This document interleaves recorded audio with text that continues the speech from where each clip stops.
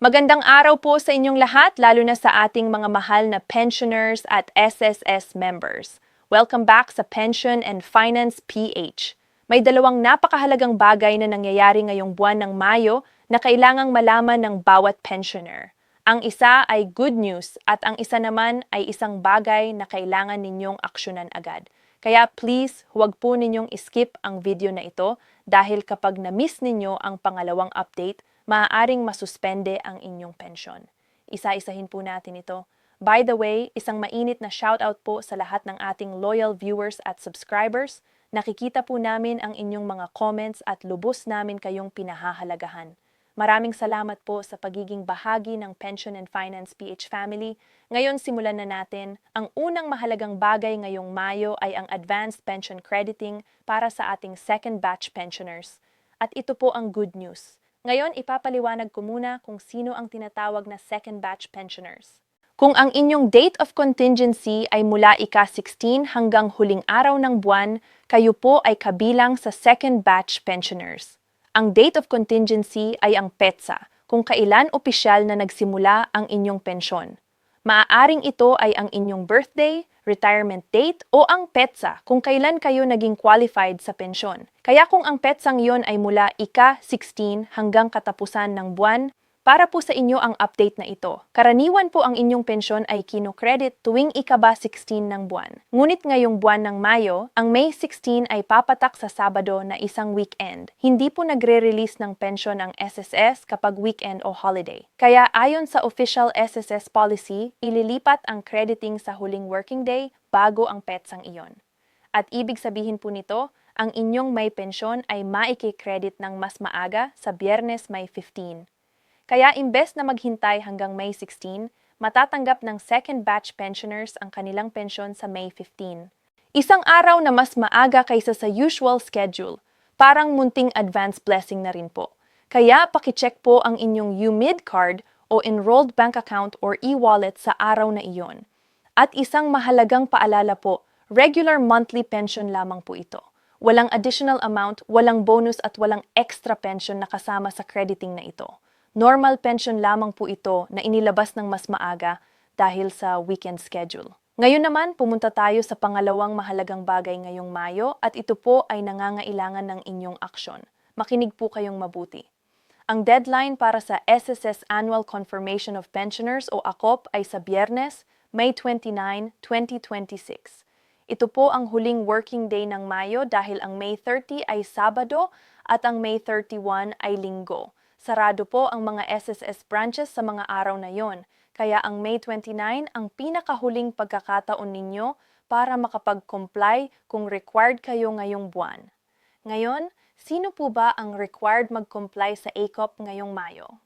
Batay sa official SSS information, kung kayo ay retirement pensioner na 80 years old pataas at ang inyong birth month ay Mayo, required po kayong mag-comply sa ACOP bago mag-May 29. Sakop din po nito ang disability pensioners at survivor pensioners na pasok sa parehong requirements. At kung tumatanggap kayo ng dalawang uri ng pension, halimbawa retirement pension at survivor pension, kailangan po ninyong magsumit ng dalawang magkahiwalay na ACE-OP forms. Bakit po mahalaga ang ACOP?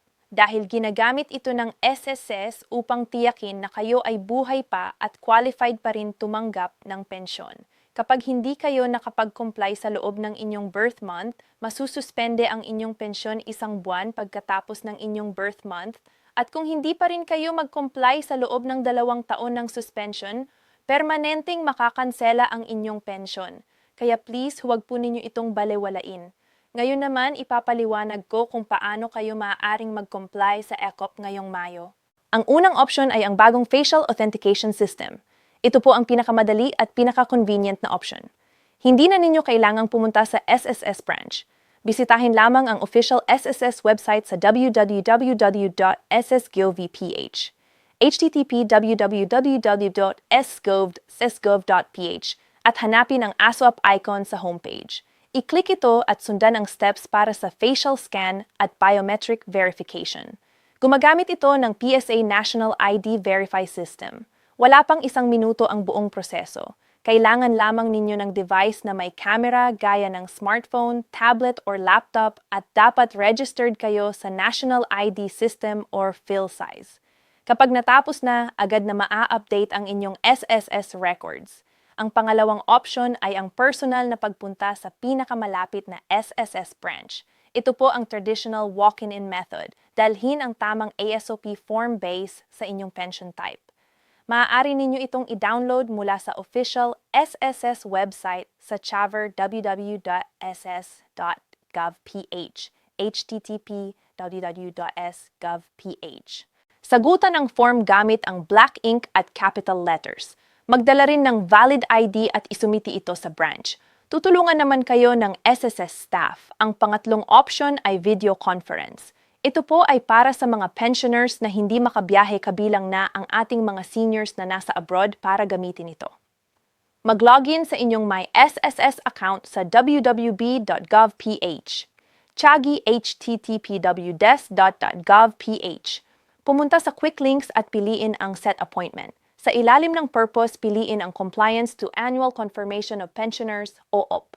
Pumili ng date at time para sa inyong video conference at makikipag-meeting sa inyo ang SSS online upang makumpleto ang inyong confirmation. Para naman sa ating mga pensioners na nasa abroad, maaari rin kayong mag-email sa pinakamalapit na SSS Foreign Office o sa OFW Contact Services section ng SS upang maayos ang inyong AOP compliance. Huwag po ninyong hintayin ang huling minuto dahil maaaring matagalan ang response time at narito po ang isang napakahalagang paalala. Huwag ninyong hintayin ang May 29 bago gawin ang inyong ACP. Gawin na po ito ng mas maaga hanggat maaari. Mas maaga ang compliance, mas mabuti. Kung walk-in option ang pipiliin ninyo, may oras pa po ngayon. Pumunta na sa pinakamalapit na SSS branch sa anumang working day bago ang May 29. Huwag na pong hintayin ang huling araw dahil siguradong magiging abala at mahaba ang pila sa mga branches. At ito po ang pinakamahalagang dahilan kung bakit hindi ninyo dapat ma-miss ang inyong ACOP ngayong buwan.